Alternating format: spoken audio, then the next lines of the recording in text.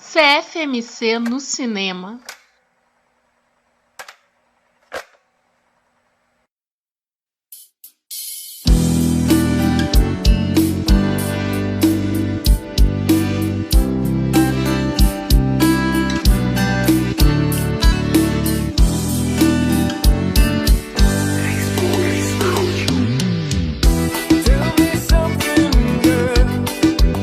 Fala galera, estamos começando mais uma edição do CFMC no cinema, conversa fiada, matou carambora no cinema. Hoje mais uma vez vamos falar de original e remake. Mas não vai ser só isso para os programas não, nos próximos a gente faz outras coisas. Não, já tá ficando parecendo que a gente vai sempre analisar um remake versus original. Teve o Nasce Uma Estrela, né? O terceiro remake, né? De um grande sucesso que foi filmado pela primeira vez em 1937.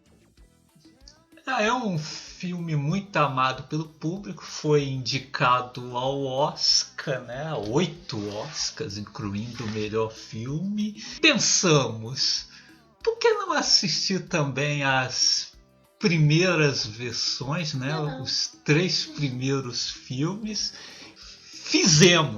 Assistimos os 4 filmes esse ano. Não aguento mais essa história.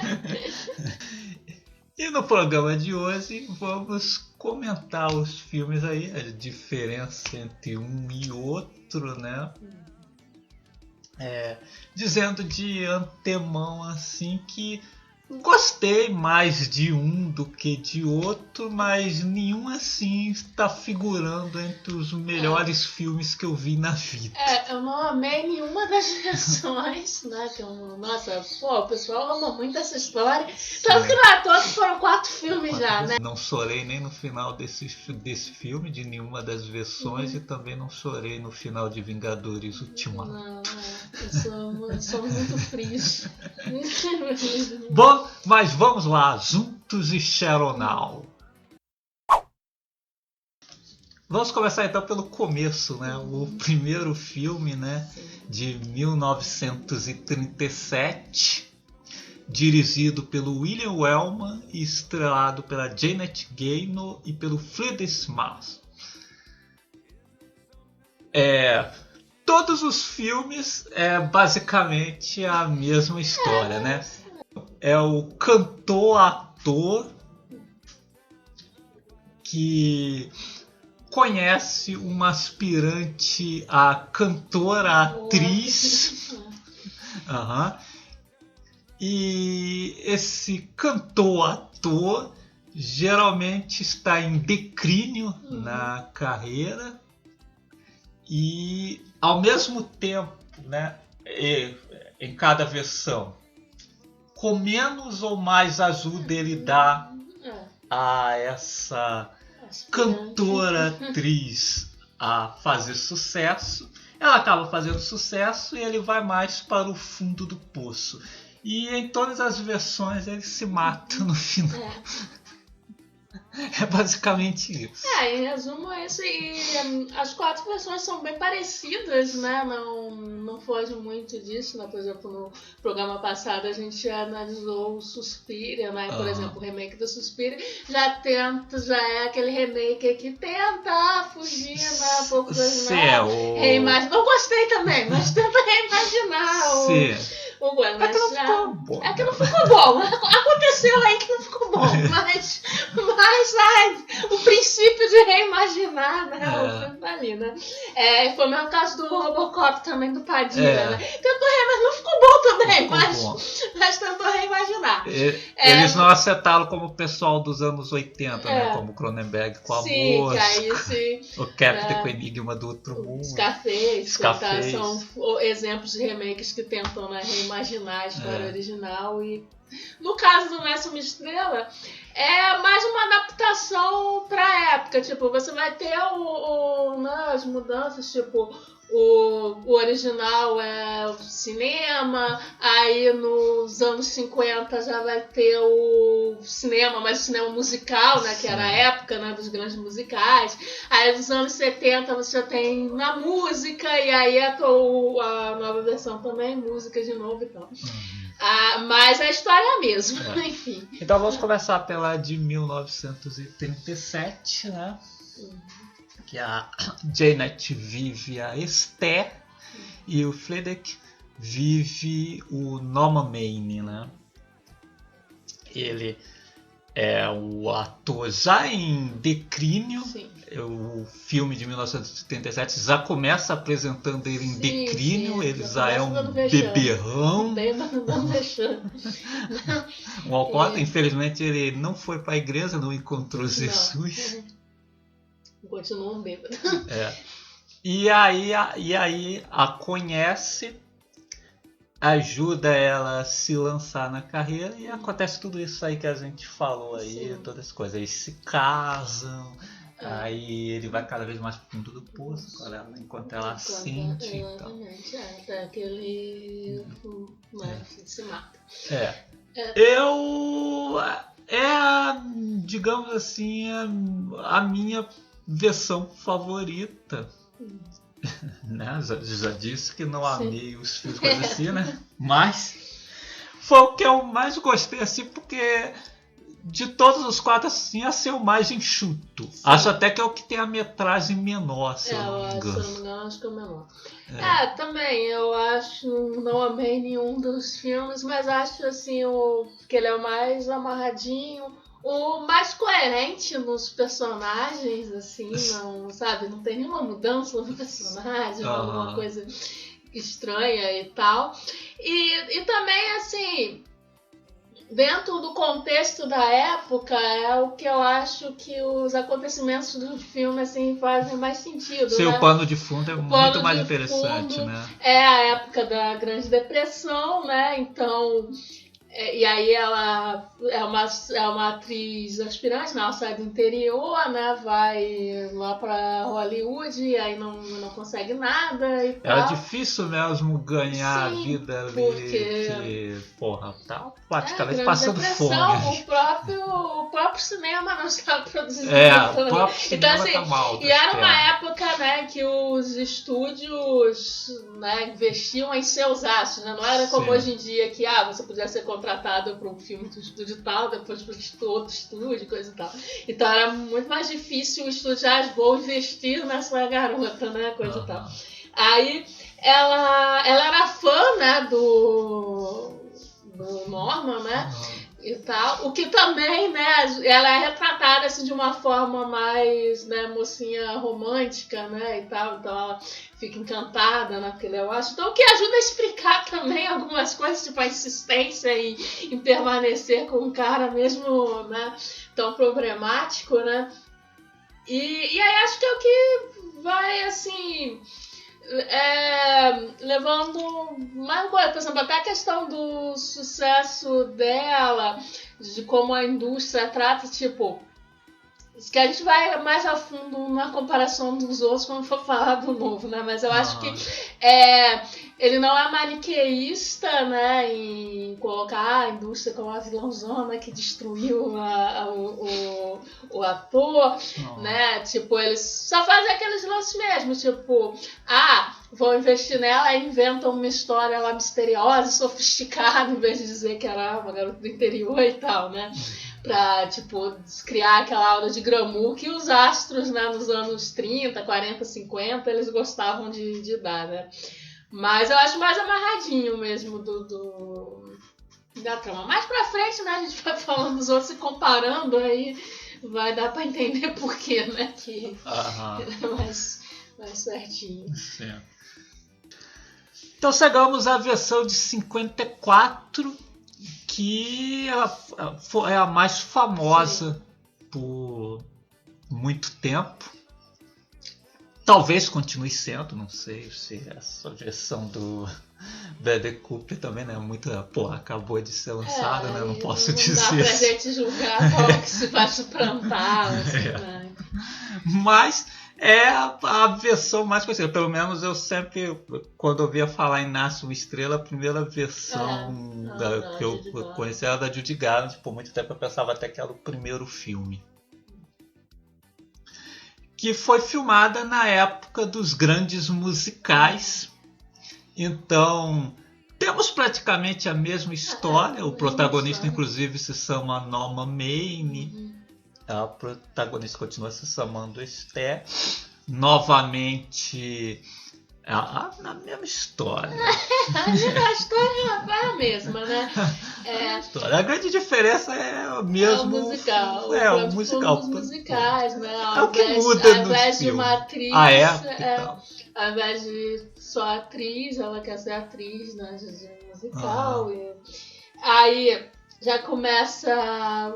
Aí começa um pouco diferente do original, né? Porque, como a gente falou no original, ele já começa bêbado em decadência, né? Ali, nessa segunda versão, isso não passa muito essa ideia, tipo... Quer dizer, ele até... Né, toma uns porrinhos lá, né? Que na vez que eles se conhecem, ele tá realmente dando um furo lá no negócio da apresentação lá, que eles deviam se apresentar também, né? E tal. Mas depois, tipo, meio que normaliza, são uns porrinhos, aí só mais tarde que ele vai, né? Enfiar o pé na jaca. Então, o grande diferencial desse filme são os números musicais. Né? Na primeira versão não tinha música, nesse tem. É a Judy Garland, inclusive, né? Atriz e cantora. Então, é o único filme que acompanha a carreira da Esther quando ela está em ascensão. Você tem os números musicais. Porque os outros costumam se prender mais na derrocada do Norman, né? Não mostra tanto a ascensão dela, né? O que ele se diferencia mais do primeiro filme é a primeira metade, né? Que, assim, na primeira metade a Esther tem uma atitude diferente da protagonista do primeiro filme. Sim, como eu falei, era mais, né, mocinha romântica e tal. A Esther de Garland não é. Tanto que exatamente, né, ela nem era fã do cara dela, né? Ele fica, né, odiando ela, mas inicialmente ela nem quer papo, porque exatamente já tá dando vexame lá, né, e tal. Né, mas só um pouquinho depois que eles vão se envolver e tal. Mas aí na segunda metade os filmes ficam a mesma coisa. Né? Termina do mesmo jeito, tá? Segue o mesmo padrão. E esse tem quase 3 horas de duração. Por causa dos números musicais. Que alguns eu acho que até ficam meio perdidos. Ficam meio perdidos. Na verdade, alguns te fazem até esquecer, né? Que filme você está assistindo. Mas eu acho que exatamente, né? Depois bate aquela meio decepção, né? Porque tem os números musicais, aí o filme tá diferente, né? E depois, de repente, ele começa pra ser contar exatamente a mesma história. Né? E é do mesmo jeito. Do mesmo jeito, assim, é a mesma coisa, muito igual.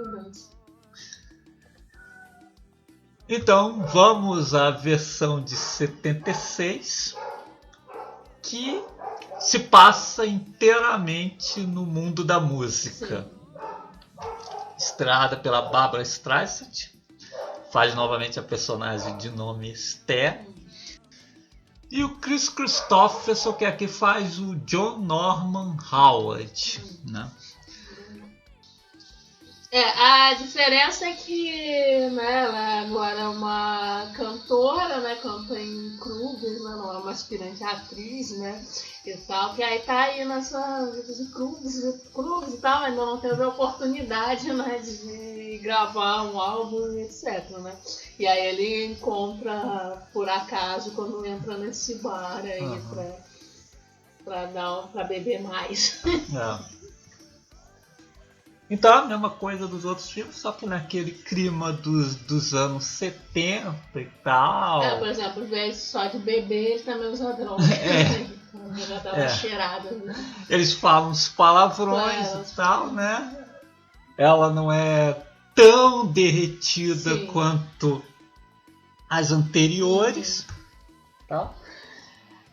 Em algumas coisas é até uma versão mais moderninha do que a que vem depois, sim. que é a versão aí dirigida pelo Bradley Cooper. Eu acho que, por exemplo, eles fazem um trabalho melhor, né?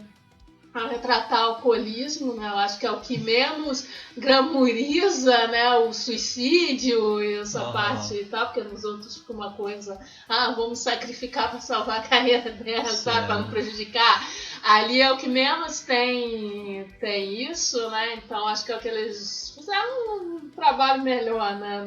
Desenvolvendo o personagem, né? Mas enfim, ainda é a mesma história. Então chegamos ao do Bradley Cooper, que se passa também no terreno da música, né? O Cooper vive o Jackson Maine e a Lady Gaga vive a Ellie, né? Que é a protagonista muda de nome. Assado que este é um nome muito bíblico.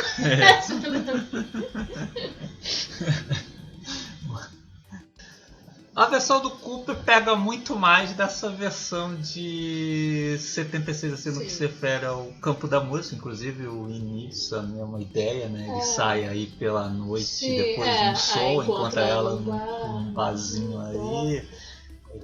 É o que ele pega mais, né?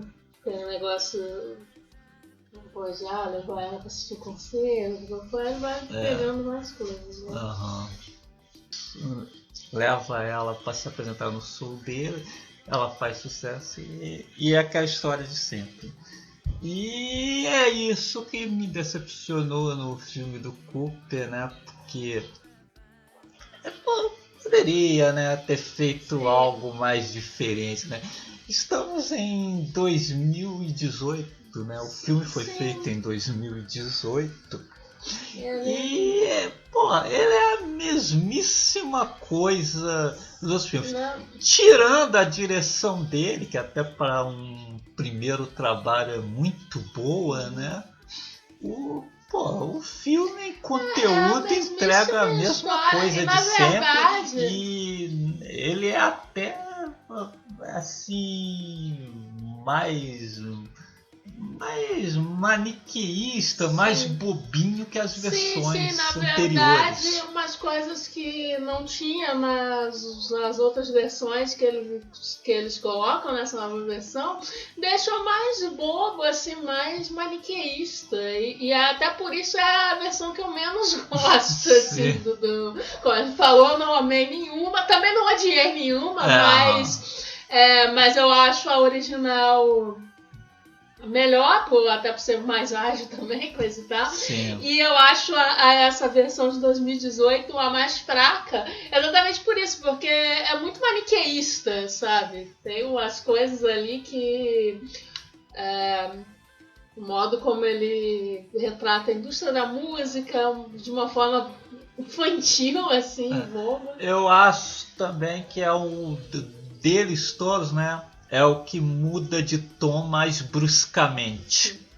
Porque todos eles, a primeira metade é sempre mais interessante do que a segunda metade, quando começa a derrocada do personagem. Até porque todos os remakes, a partir da segunda metade, eles fazem absolutamente a mesma coisa que tem no filme original, com poucas diferenciações. É aquele novelão mexicano mesmo. O do Cooper mesmo, cara, estamos em 2018. O filme começa, né, de uma forma intimista, interessante e tal. Assim. Aí, ali pela segunda metade, ele vira o dramalhão de sempre. Pô, eu acho que ele podia ter optado por tratar do alcoolismo do cara da mesma forma que começou o filme, sabe? De uma forma mais intimista, mais tranquila, menos esfarrapatória. Aquela sequência do Grammy, cara, é apenas uma mera repetição das sequências de premiação dos outros filmes. Podia ter usado mais, ter feito algo diferente. É a mesma coisa e piorada, né? Porque eles fazem mais exagerado, né? Tipo, faz, né? Um escarcel. E ainda, em geral, né? Nas outras versões, tipo, termina a cena e tal, né? No deles ainda tem aquela parte dela ainda vai pro banheiro com ele, com a cabelo, você fica assim, pô, essa mulher nunca fica com raiva na vida, né? Pô, não dá, né, gente?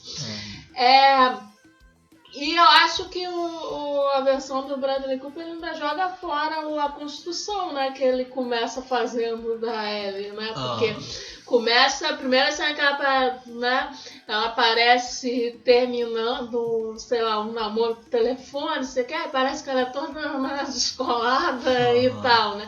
E depois você fica... A forma como ela larga o emprego também. Que inclusive, né, um péssimo empregado. Eu cheguei atrasada, aí o patrão reclama, não acho que tá certo, mas enfim. Mas aí depois, né, eles simplesmente repetem os filmes anteriores e aí não usa isso pra nada, né, esse traço da personalidade dela, né, de não, tu sabe, isso não muda nada no decorrer do filme, aí você fica, pra quê, né? Essa construção inicial, né? Assim. E essa construção inicial vai até contra, né? Mesmo que a personagem vira na metade do filme, que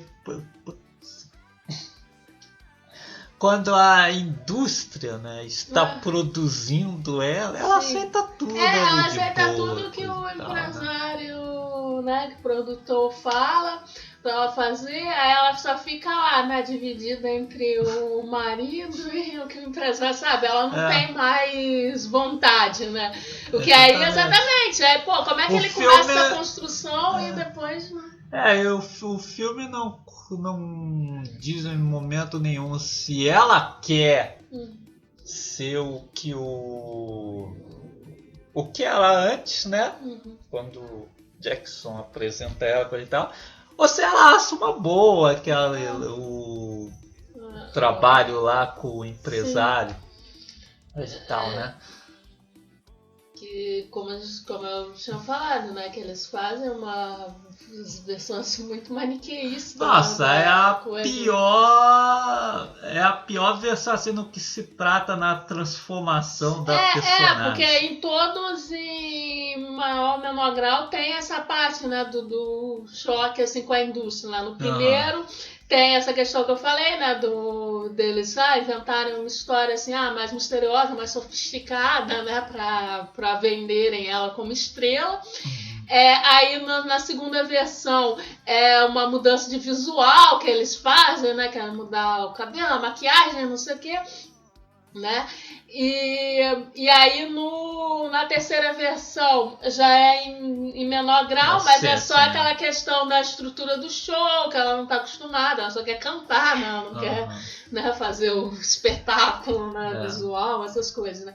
E na versão do Bradley Cooper é muito bobo, assim, porque...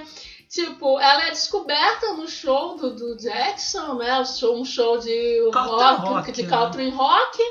E aí faz sucesso no YouTube, né? Não sei o que, várias visualizações, e aí por isso se interessam por ela. Aí a produtora, né, a gravadora se interessa por ela e decide transformar ela na Britney Spears. Assim, não faz sentido, cara. Ainda mais hoje em dia que sempre teve na música diversas vertentes, né? Diversos nichos, então não faz sentido você pegar uma cantora que fez sucesso num show de country rock e querer transformar numa cantora pop teen, sabe? Não tem lógica. E aí o filme passa muito aquela ideia, pô, que me irrita pra caramba, que é essa visão, né, de que um gênero é mais artístico, né, mais puro do que outro, né, que ali, pô, a música do Jackson, né, no violão, não sei o que, era, e as músicas dela, né, quando ela fazendo piano, não sei o que, aí, é um negócio artístico, elevado. Agora a música pop não tem arte, é só produto, né, sabe? É muito infantil, assim. É uma visão muito infantil. Claro que eles, né, a indústria sempre vai dar um acabamento para vender, porque assim, no final das contas estamos no capitalismo e o artista é um produto, né? Mas, né, menos aí, né? Não dá, né? Não, pô, essa pessoa também é a única que fala, né? Que a protagonista tentou antes, né? Sim. Na verdade. Gravadora. Aí fala que ela foi recusada por ser feia. Era feia, nossa.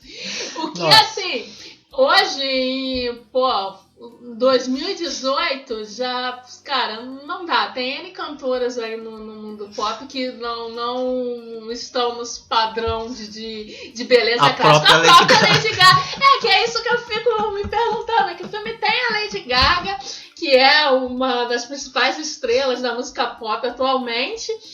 E aí o filme tá dizendo que a música pop é tudo artificial, é tudo assim, eu fico assim, a Lady Gaga foi produzida dessa forma, sabe? Não tem nada de pessoal na música dela, sabe?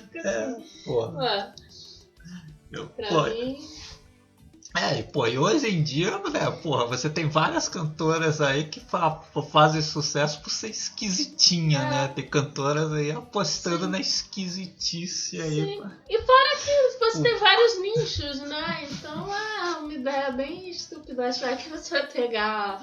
Pô, porque, por exemplo, tem casos de produção, como eu citei, a própria Britney Spears, né? Pô, mas a Britney Spears era uma menina que via lá do clube do Mickey, não sei o que, e aí eles queriam transformar em ídolo teen. Né? Aí fizeram esse trabalho, era uma adolescente que eles transformaram, mais ou menos parecido com o que aconteceu com a Miley Cyrus depois, né? Que é agora que ela, né, saiu dessa coisa de ídolo teen, né? Mas, pô, é muito diferente de você pegar uma artista adulta, né, que já não é uma menininha, né, que vai vir lá os produtores e mandarem o que ela vai fazer, ainda mais com ele retratando ela inicialmente como uma mulher de personalidade forte, né, que aí deixa isso ainda menos crível, né? E vim simplesmente falar tudo que ela tem que fazer. Outra coisa também, né? Que é a ideia também de botou bailarina pra dançar no palco, perdeu a coisa artística, né? Ter dança torna a música menos artística, né? Não sei a lógica disso, né? Vamos perguntar pra Florence, né? Florence é baixinho, né? Tem dançarina até nos clipes do Ghost. Sabe? É uma visão assim muito limitada, ultrapassada de música pop, né? Aquela sequência também é foda, né? Quando ele reclama das bailarinas. Nossa. E aí ela mesmo depois, né, quer tirar, quer cantar e tirar as bailarinas, sabe assim, uma ideia assim, muito infantil mesmo. Mas, pô, o filme passa isso o tempo todo, né? Que, pô, a música que o Jackson faz é a música da verdade. Me lembrou o La La Land, né? Com o negócio, né, do jazz, que aí, pô, aí era a música pura, aí misturou com o pop, né, que era o personagem lá do John Legend, que é o vilão do filme. Tu misturou com o pop, nossa, crime!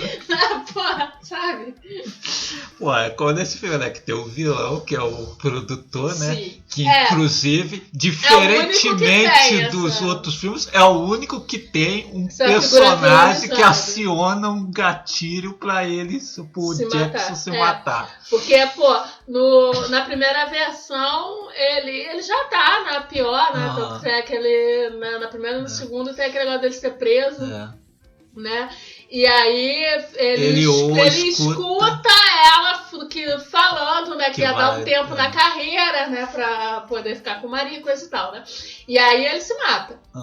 Né? Aí no segundo também não tem essa, né, não chega a ter essa coisa dele ouvir ela falando, mas ele sabe, né? Já tem outras cenas anteriores que ele mesmo fala que tá estragando a vida dela, coisa e tal, né? Aí no Bradley Cooper, né, tem o produtor, que é o mesmo produtor que transformou ela em Britney Spears, falando pra ele que ele tem, depois do vexame do Grammy, né? Que ele vai atrapalhar a carreira dela, que ele tinha que se afastar, que não sei o quê, e aí ele se mata, ou seja, o produtor é o gatilho. Pô, e na cena, né, com o produtor falando com ele, tem toda aquela coisa. Sim, a coisa de postura mesmo, né? Porque, pô, tá ele, tipo, né, de cabeça baixa, quem o produtor em cima fala, pô, malvado, né? Me lembrou muito aquela sequência do Teoria de Tudo, que o médico informa. O médico vilão vai pro Stephen Hawking que ele não tem mais que não tem cura, não tem cura. Aí, pô, porque exatamente, né, nos dois primeiros, né, nas duas primeiras versões, o que tem, né? Tem o empresário, que é amigo dele, coisa e tal, sempre, né, acobertando, e tem a figura do assessor de imprensa, que chega um momento que estoura e fala as coisas, que é a verdade mesmo. Que é a verdade, você tem que ver o cara. Só que você nem pode dizer que o cara fez por mal. Porque tem hora que bêbado irrita e você fala umas verdades, você quer dar um soco na cara. Quem já teve aí problema de alcoolismo na família sabe muito bem que não é bonitinho, assim, que o pessoal... Né, igual eu comentei de brincadeira, né, que tinha que fazer a versão da Rihanna, que ela mata o bêbado, né? Aí comentaram, uma pessoa veio comentar no embaixo do tweet que e falta de empatia com a alcoólatra. Cara, a gente entende sim que a pessoa precisa de ajuda, mas tem uma hora que enche o saco, sabe? E exatamente, né, na primeira e na segunda versão, o assessor de imprensa tem essa hora que história e fala as verdades, mas eles não colocam como o cara tá sendo malvado, tá sendo cruel com ele. Não, o cara só não trabalha mais pra ele, então tá de saco cheio, já fala. Manda umas verdades. E manda as verdades mesmo. E era verdade mesmo, o cara é egoísta, totalmente antiprofissional, né? Pô, deixou eles na mão várias vezes e o trabalho do cara era cobertar, ficar inventando histórias pra cobertar, né? Falar com ele as coisas que ele tinha que fazer, onde ele tinha que aparecer e tal, e ele não fazia nada. Não fazia, né? Então, sobrava pro cara segurar o rojo. Sim, tem que dar explicações. E exatamente, nas duas versões, ele não achava, né, que o assessor era amigo, né? Porque ele não entendia que o cara estava fazendo isso porque era o trabalho dele, né? Então, na verdade, ele não suportava mais ele, claro. Agora, no do Bradley Cooper, não é o assessor de imprensa, é o produtor da Ellie, e aí eles botam essas tintas assim de vilão, né, de crueldade, né, o cara vai lá, fala e aí logo depois ele se mata, porque o cara falou pra ele se matar. O cara falou, deita na BR, e aí foi lá. Porque o filme do Cooper é todo em cima do personagem, né, do próprio Cooper, né? Que aí tem o problema lá da depressão e tal, eles enfocam mais isso e tal. Mas assim, né, de todos os filmes assim, de todos os 4 é o que mais apresenta ele assim aí como vítima. Como vítima, sim, exatamente. Até porque, né, nos outros antes né, do suicídio, né, eles já mostram como, por exemplo, o grande problema é o ego dele, ele também, porque assim, nos dois primeiros ele, por exemplo, recusa papel secundário, porque ele quer ser, ele é o astro, né? Ele recusa papel secundário. E Né? E nesse terceiro também, ele que aí é músico e tal, ele já não tem mais essa coisa, você vê, o empresário dele até se prontifica a lançar, mas ele que desiste mesmo, né? Não tem essa... Agora, o do Bradley Cooper não, tem toda essas tintas aí de vilão pro produtor, e ele é muito pintado como vítima, né? Assim, apesar de coitado. ele fazer as mesmas coisas que os outros no filme, que demonstra egoísmo, porque, pô, ela tá fazendo sucesso, e quando ela começa a fazer sucesso, em todos os filmes você sente uma certa inveja, né, por parte dele, né? Mas no do Bradley Cooper, ainda assim ele é pintado como vítima e tal, vítima da indústria, da terrível indústria da música, sabe? E não como uma pessoa com problemas, né? Uma pessoa que... Né? Isso. Eu acho que nos filmes anteriores eles apresentam o protagonista, né, como um ser humano falho. Sim. Né?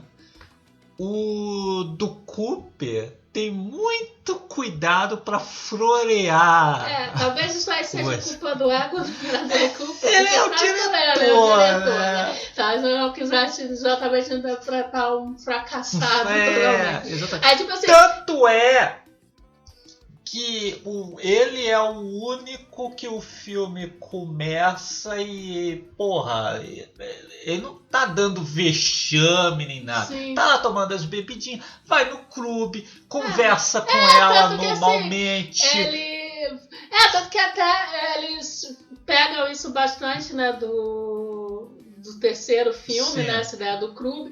Aí tem a parte da briga, né, no bar, mas no do Bradley Cooper não é ele, assim, que tipo, tá... Tipo, vê o negócio do fã, mas o cara é muito mais inconveniente ali no terceiro filme. Pô, tudo bem, o cara tá sendo inconveniente, mas é ele que já começa a briga, né, no coisa, sabe?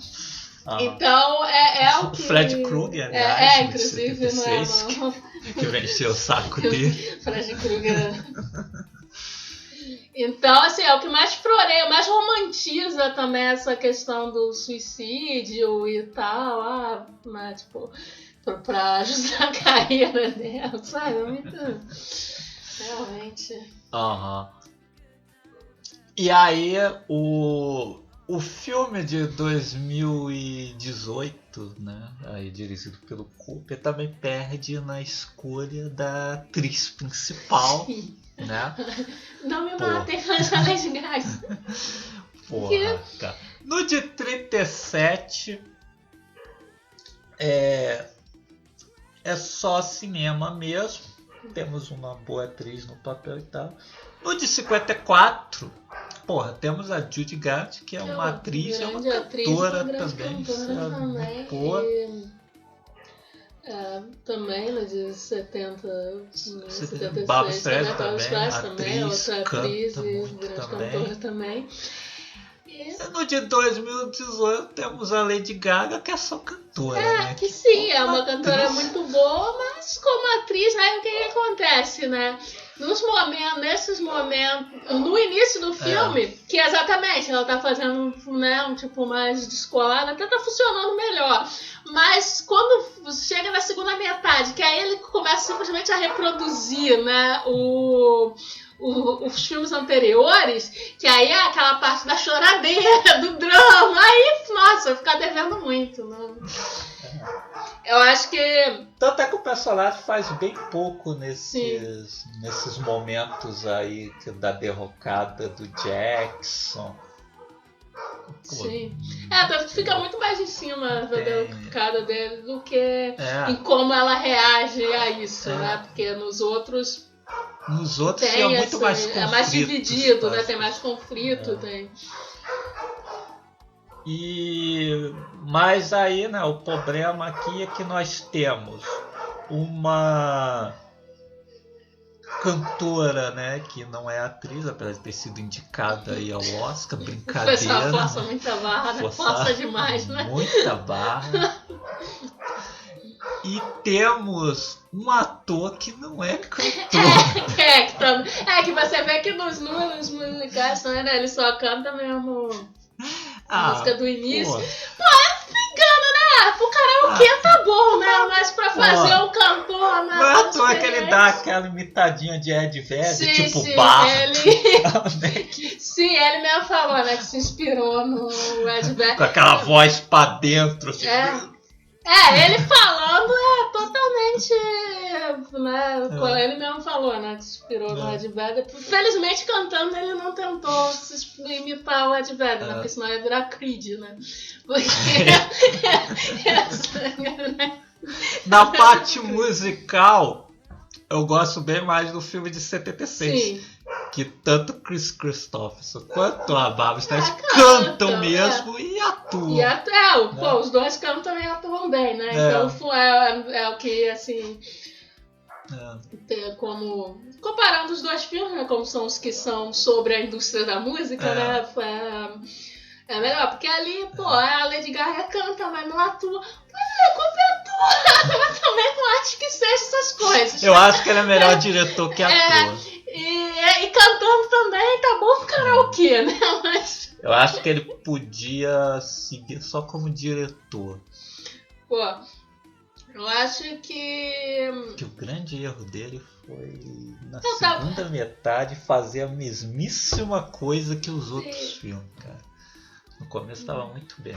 Tava seguindo as lições do E aí eu acho que eles podiam ter escolhido, né, uma atriz que soubesse cantar, né? Natalie Portman, Anne Hathaway. Natalie Portman mesmo fez uma cantora pop aí mesmo. No Vox Lux. Que também muito mais interessante. Também fala dessa questão, né, da pressão midiática, né, se aproveitando de uma história e, né, do artista, mas sem essa visão maniqueísta e bobinha, né? Então é bem mais interessante. Sim. E tem outras atrizes aí que cantam, Emily Blunt. Eu acho que o filme de 76, apesar de não ter entrado muito nessas questões de como a indústria sofre assim, o filme de 76 ele trabalhou melhor na forma de que, assim como ela aparece, ela segue cantando da mesma forma. Sim. O que muda é a estrutura do show e coisa e tal. Tipo, por exemplo, hoje em dia temos a Lana Del Rey, né? Sim. Que surgiu assim super simples na internet. Gravando seus próprios vídeos em casa, enfim. Então, é claro, você vai ter uma super produção, os shows, os clipes grandiosos, sempre vintage, aquele visual todo. Claro que sempre vai ter um trabalho na indústria para vender esse produto e tal, né? Mas não quer dizer que vamos mudar em essência o artista. Cara, né? o Nirvana mesmo, ele estourou com o Nevermind. Aconteceu mesmo com o Nevermind. Que já tinha um álbum antes, inclusive, e aí, cara, a produção do Butch Vig, que mudou tudo ali. Exatamente. Que Smell Like Teen Spirit virou até música de elevador. Sim. Porque exatamente, aí que vem essas coisas, né, que essa parte do pro bem e pro mal, né? Tipo, ficou conhecido, mas tem essa coisa de ser transformado no produto, né? Mas não que, nossa, em essência, o artista, o que ele vai cantar nas músicas não é mais o que é ele. A questão de produto é isso, né? Que o grunge era um estilo de revolta, né? Né? Tanto que, pô, só a gente ferrada, né? Não tinha ninguém com dinheiro lá, nem nada. Enfim, então era muito essa coisa, né, da revolta do jovem e tal, e que aí foi transformado em moda, e né, que até essa questão, né, da famosa camisa franela, do coisa, eles usavam lá porque era um lugar frio e ninguém tinha dinheiro, mas aí vi transformado em moda, essas coisas. Mas não que, a calça rasgada, a calça rasgada, calças rasgadas. A calça que já é rasgada, olha, então tudo isso. Que é a mesma coisa que já aconteceu anteriormente com o punk também, né? e tal. Mas não é que, nossa, em essência, agora vamos pegar um artista. Senão tinha pegado o Nirvana e transformado numa boy band. Né? Não, dentro da ideia do filme do Bradley Cooper seria isso. Pegar o Nirvana e transformar em New Kids in the Block. Sabe? É bem isso. E não é essa questão. Claro que o problema da indústria é ignorar muitas vezes a saúde mental da pessoa, como mostram bem ali no filme de 70, dos anos 70, né? Porque que mostra eles se drogando, inclusive o próprio dando com as pelcheiras pra aguentar o show. Pô, esse tipo de coisa. E não que, eu vou pegar um artista que transforma... A Britney Spears é um exemplo, né, de como a indústria ignora a saúde mental. Acho que ela teve aquela época que ela teve um colapso total, né? Mas não essa questão de, nossa, eu vou pegar um artista e ele vai fazer um negócio que não tem nada a ver com o que ele fazia antes, sabe? Até porque isso seria a empresa ignorando o mercado, né? Porque ele pega um artista que se comunica com um determinado mercado e aí transforma em outra coisa para outro mercado, não faz sentido. Nós sabemos que isso não funciona, que tem vários artistas aí que no meio da carreira tentam mudar de rumo e fracassam, desaparecem. Acontece às vezes, por exemplo, quando tá em baixa de alguns tentarem essa virada e muitas vezes não dá certo, né? Tipo a Jewel, né? A Jewel apareceu lá com aquele folk, coisa e tal, e aí em determinado momento da carreira virou cantora dançante. Mas, né, onde está a Jewel agora? Não dá certo, porque não dá certo, né? Ela cantava para um público, o público dela não vai gostar das músicas novas. E aí o pessoal também que, tipo, gosta de pop dançante e etc, ele também não tá nem aí, tem outras cantoras, né? Enfim.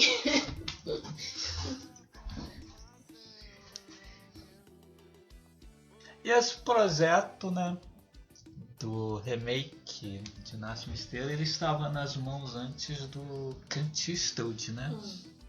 Aí passou para as mãos do Bradley Cooper, que se ele for pelo caminho certo, tem tudo aí para ser como diretor aí uma espécie assim de pupilo do Eastwood, né? Tem bons momentos. Tem bons momentos na primeira filme. Metade, como a gente falou, né?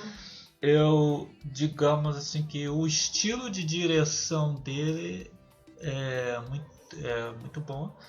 Algumas decisões na história que não são legais. Exatamente, porque eu acho que o maior problema é isso, né? Tipo, ele pegou em 2018 e fez um filme que é igual aos outros, né? Tipo, não tem nenhuma mudança ali na história. Então tem muita coisa ali que ficou... que é datada, né? E até algumas, né, abordagens. Aliás, agora lembrei o que eu ia falar aqui.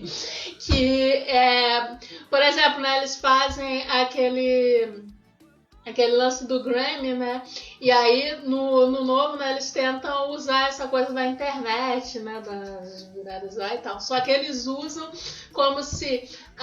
aquelas imagens dele no Grammy e tal, vai prejudicar a carreira dela. O que hoje em dia, no 2000, era dos memes, né? A gente sabe que não é bem assim, né? Provavelmente aquilo ia simplesmente viralizar, virar meme, virar piada, mas não necessariamente prejudicaria a carreira dela, né? Prejudicar a carreira dela não. Ela ia estar simplesmente casada com o cara que é uma piada. Exatamente. A gente já teve vergonhas assim nesse nível, tipo Kanye West roubando o prêmio da Taylor Swift. Não acabou com a carreira de nenhum dos dois, E muito menos interferiu na da mulher dele, que é a empresária, né, Kim Kardashian. E outros casos mesmo, por exemplo, outros casos falam como tem o chifre do Jay-Z, que o Jay-Z botou na Beyoncé, aí virou álbum, depois virou o turnê da reconciliação, enfim.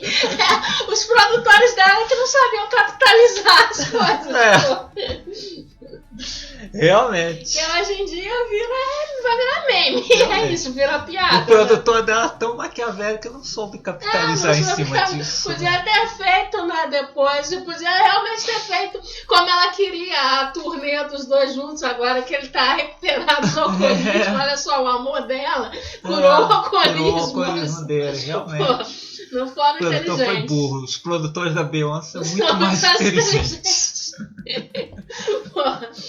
Aliás, eu gostaria de ter visto a versão do Clint Eastwood que seria estrelada pela seria Beyoncé. estrelada pela Beyoncé, né? Só que na época ela engravidou, aí o projeto ficou parado, e aí depois o próprio Clint Eastwood saiu e decidiu fazer outras coisas, né? Aí não rolou, né? Mas, enfim. Fica a curiosidade, né? Que, pô, Eastwood tem uns dramas fodas. Ponte de Madison, Menina de Ouro. Porra, Menina de Ouro é do roteirista do Crash, né? Aí você vê a diferença. Exatamente. Eu tinha curiosidade pra ver o do Clint Eastwood, porque eu não acho que assim, na segunda metade do filme ele ia se render ao dramalhão, porque eu nunca vi ele se render ao dramalhão. Né? Aí aconteceu de uma... Poderia ter dramalhão, mas de uma forma mais intimista. Não, mas é isso que eu falo, né? O dramalhão nesse sentido né, dessa direção focada em explorar choro e, sabe, coisas, caminhos mais fáceis, né? Os diálogos... Provavelmente teria uns diálogos mais interessantes, aquelas musiquinhas legais instrumentais que tem nos filmes do Eastwood. Exatamente, o Cooper, eu acho que ele começa o filme numa vibe assim, bem Eastwood, assim, bem intimista, coisa e tal. Mas na reta final ele não consegue se desvencilhar do que acontece nos outros filmes. Do esquema do dramalhão. E ele acaba ainda pegando mais pesado do que, por exemplo, a versão de 76. Ele é menos sutil. Tem aquela coisa de que na versão de 76 mesmo, né, nas anteriores, na versão de 76 temos um personagem mais falho, mais humano, né? Que na de 54 e na de 37 já tinha aquela ideia do sacrifício. Sim. E o Cooper, na de 2018, ele pega novamente a ideia do sacrifício e pega mais pesado. Assim, o Jackson Maine é quase um anjo. Ele é totalmente vitimizado. Porque nos dois primeiros, assim, eles, apesar de ter essa coisa do sacrifício para salvar a carreira da amada, eles ainda colocam ele como, falho também, né? Tipo, ele tem seus momentos de egoísmo, né? Então não dá pra... se colocar tanto assim como o herói e tal. E no de 70 que eles melhor fazem isso, né? Que, tipo, desde o início já mostra ele como muito autodestrutivo, né? Aqueles, né, os acidentes de moto, as coisas assim, né? E aí não tem essa coisa de vou me sacrificar pra salvar a carreira dela, sabe? E aí, o Bradley Cooper, ele vai e pega essa coisa do sacrifício de novo e piora, né? Porque como a gente falou, tem a figura do empresário, do produtor malvado e tal. E aí também na apresentação musical dela é tipo aquela apresentação... em homenagem a ele. Uma apresentação em homenagem a ele. Eu gosto do final, né, da de 76, porque tem isso, né? Tipo, ela começa triste e aí depois ela tem uma virada na música e tal, que, tipo assim, né?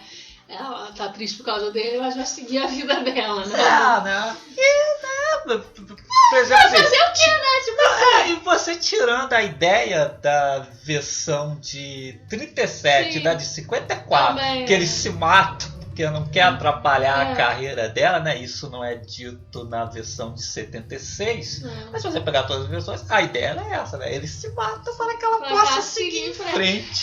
Tanto que na original mesmo ela fica um tempo que ela não quer atuar mais, isso aqui. Aí tem a figura da avó dela, que foi quem de início incentivou ela a ser atriz, né, que aparece para dar a força, né, e falar que ela tem que seguir, né, com a carreira, né? E aí na versão do Bradley Cooper é aquela apresentação mesmo em homenagem ao marido morto, não sei o que, sabe? É bem parecida com a de 54, né? Só que ele pega um pouquinho mais pesado, que tem lágrimas escorrendo dos olhos da Lady Gaga, apela mais. Eu nem sei se ela vai continuar a carreira depois da... Depois disso ela vai até, sei lá, viver no mar. Acho que ela vive em eterna depressão depois daquela cena final ali, dessa carreira. E... isso, né? Enfim, é isso, né? Porque, não é como você já falou, não amei nenhuma, não odiei nenhuma. Porque, assim, a minha dificuldade com o filme é toda essa ideia de comprar essa história como uma história de amor, sabe? Eu vejo mais como uma história de autodestruição, né? Mas eu não consigo comprar como uma história romântica como a maioria das pessoas faz. Inclusive, eu fico preocupada com a saúde mental aí das pessoas que eu vejo falando, né? Que achou linda, né? A história de amor, suspirando pelo personagem do Bradley Cooper, nessa última versão mesmo, né? Aí fica assim, gente, vamos procurar ajuda, procura um psicólogo. No cinema, no filme é bonito, né? Mas na vida real... Pô, pior que eu nem isso, eu já tô olhando. Não, mas... Dá um soco nesse cara. Mas isso é você. Não, exatamente, eu não acho nada bonito essa visão. Eu também não acho. Mas o filme ele coloca não, assim, e as pessoas assim, acham. E esse é o meu maior problema assim, com o filme, né? Pô... Acho que o que menos coloca isso é exatamente o de 76. 76. Porque esse é o meu problema com... E é por isso que eu não amo nenhum dos filmes, né? Essa visão, né, de que... o amor supera tudo, ela tem que ficar lá, porque ela o ama, ela tem que ficar lá apoiando sempre, né, coisa e tal. E aí esse final, ele se mata pra salvá-la, né, pra libertá-la, né, coisa assim, né. E eu não consigo comprar essa história porque, né, pra mim esse negócio de sacrifício pro amor. E aí as pessoas assistem e acham mesmo lindo, né?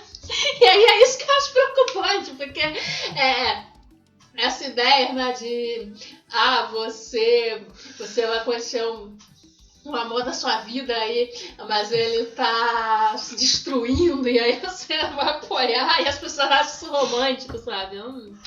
Realmente, por mim, não dá.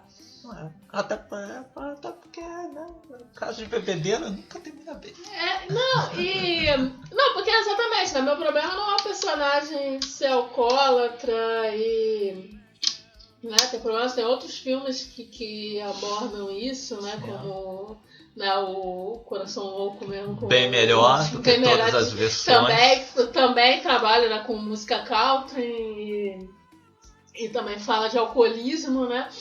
Mas a questão é que ele não romantiza. E eu acho que o problema da história, no geral, né, nos 4 filmes, é porque tem essa romantizada no alcoolismo, no suicídio, como se fosse bonito, né? Essa história de amor bonita, né? Do cara alcoólatra e a mulher, né, insistindo, tentando ajudá-lo, mas não consegue, né? No final, sabe? Isso não é bonito. Não é. Não é bonito, gente. Não é só triste mesmo. Enfim, é por isso que eu não consigo comprar como história romântica, como os filmes se vendem como história romântica. Então, pra mim, por isso que eu nunca seria um dos meus filmes preferidos, qualquer uma das versões, né? Não dá. Não. Se fosse uma história com um tom, mas não tivesse esse tom... Se tivesse até o romance, mas não fosse um filme romântico, né? Como você vê outros filmes aí, tipo Despedida em Las Vegas, etc.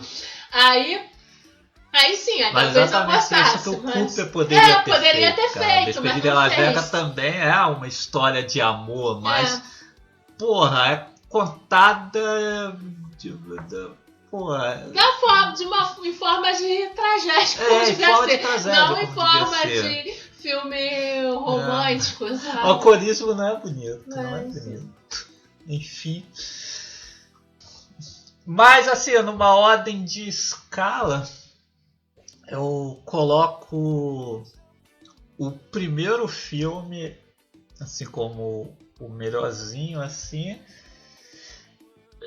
que dava assim, pra você assistir, porque ele é mais enxuto, ele é menorzinho sim, e tal, bem mais né? coisas. E porque nos outros você vai assistir, dada algumas diferenças, você vai assistir uma repetição da mesma história. Né? E tal.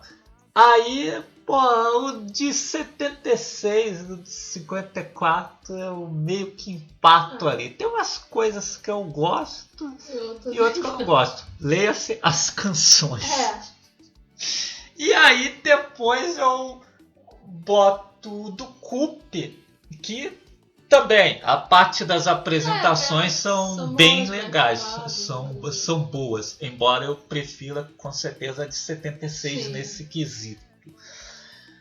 Mas essa parte aí do, né, aquela discussão ali da indústria musical, a discussão sobre o artificial, que eu acho que é assim, discutida de uma forma bem boba. Aí também o produtor malvadão e tal, sim, e aí é aquela coisa de o Jackson Mania é um anjinho, coisa tipo, e tal, um anjinho depressivo, coisa e tal. Essas partes aí me faz assim, essa pior das versões.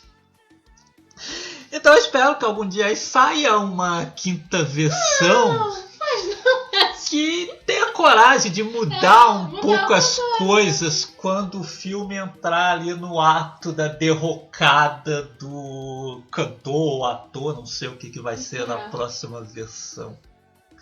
Né? Fazer uma coisa mais diferente, né? Contar uma história de amor com o alcoolismo de Pantford de uma forma mais realistazinho, menos romanceada, que não deu, não tá dando. Talvez nos anos 30, nos anos 50, mas agora em 2012, só se você for muito romântico mesmo, sei lá. Porque exatamente, né? Os filmes anteriores você até releva pela época. Né? E aí, como eu falei, os dos anos 70 ele até, né, não romantiza, né, sim, tanto assim, sim, né? Mas aí você chega em 2018 e aí de novo volta essa coisa romanceada, né? Não dá, né? Como você disse, Despedida da agora também eu tô lembrando de Sid e Nancy. Porra, baseado na vida do Sid Vicious, que, porra, é um tremendo viciado, mas também. E, porra, e exatamente é uma história que podemos dizer romântica, mas trágica. E, sinceramente, acho que era o caminho que um remake de Nasce uma Estrela deveria seguir. Sim.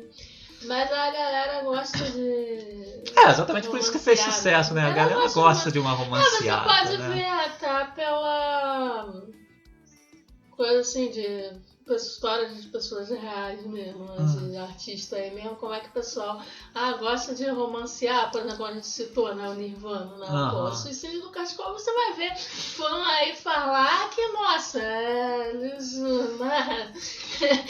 romanceiam demais. Mano, sim. Né?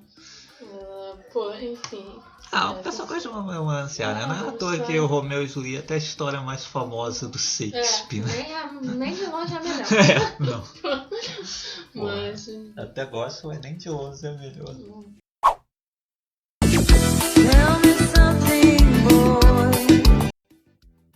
Então vamos encerrando mais esse Conversa Fiada Matou Carambora no cinema. Até o próximo episódio. Estaremos novamente juntos e Shallow Now. Fui! Tchau.